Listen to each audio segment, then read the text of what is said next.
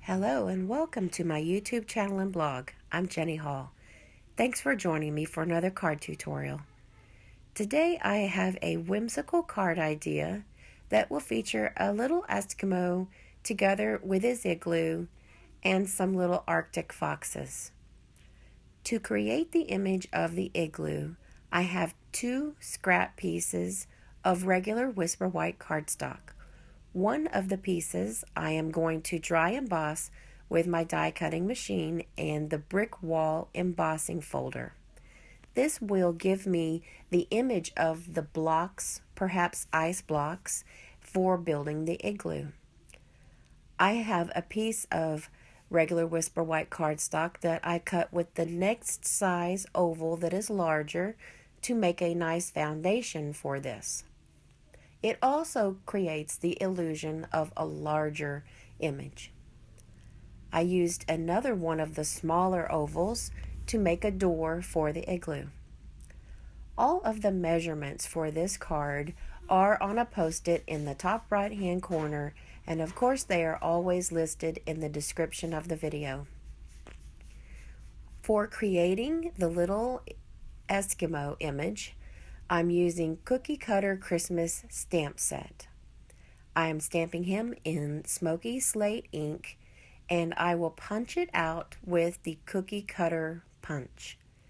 I really enjoyed using this stamp set during the Christmas season.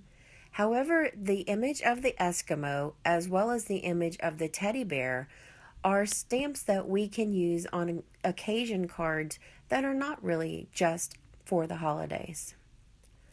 I have designer series paper from a Little Foxy DSP paper stack, and the soft colors that are in all of the paper in that stack work really nicely for a winter themed card.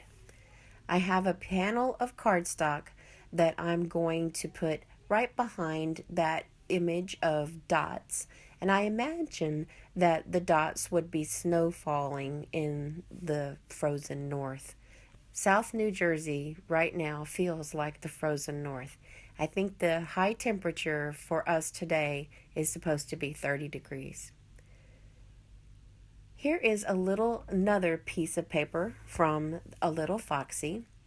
As I was flipping through to find the background paper for the Eskimo and the igloo, I came across the image of these foxes, and I just couldn't resist including them in the card because I always think of the tundra and the Arctic foxes. So I've taken a piece of that blue panel and I've cut it away in order to make a backdrop for the little foxes. Here is a scrap of paper that I used for the ovals, and I'm going to use it to mask off a little portion of the stamp in order to change up the sentiment. The sentiment starts off with warm, heartfelt greetings. However, I don't want any of the rest of the sentiment that comes after that talks about Christmas. I would like to use this card during the winter season instead of only during Christmas. So I put a piece of that scrap cardstock on top of the portion of the stamp that would have read Christmas so that I was able to just stamp the top line. There are lots of different ways that we can change up the sentiments.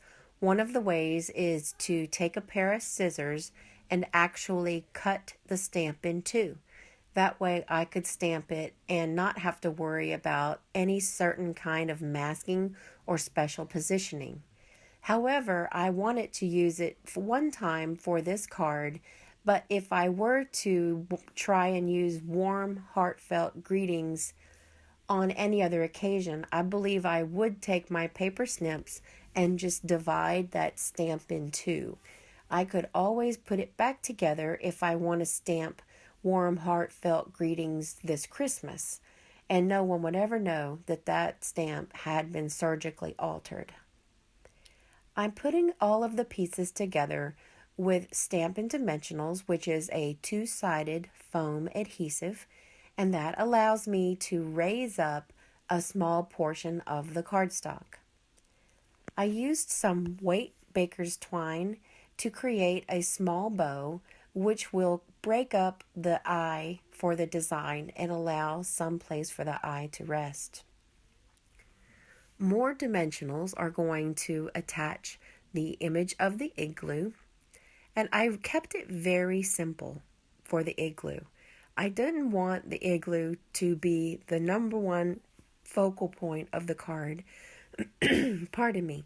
Instead, I wanted to have the fox designer paper and the little image of the Eskimo kind of be the focal point for the card.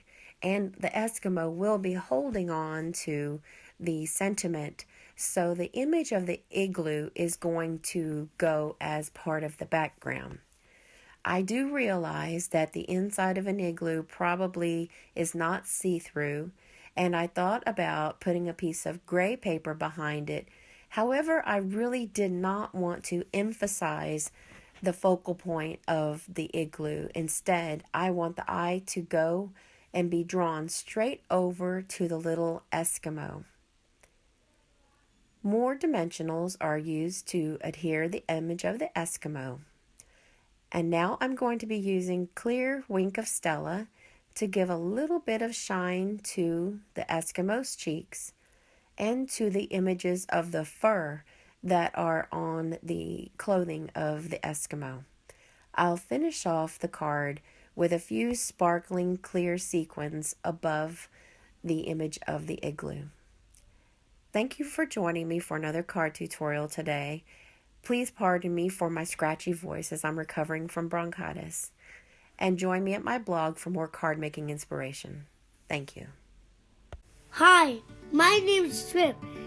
Thanks for watching the video. See you next time.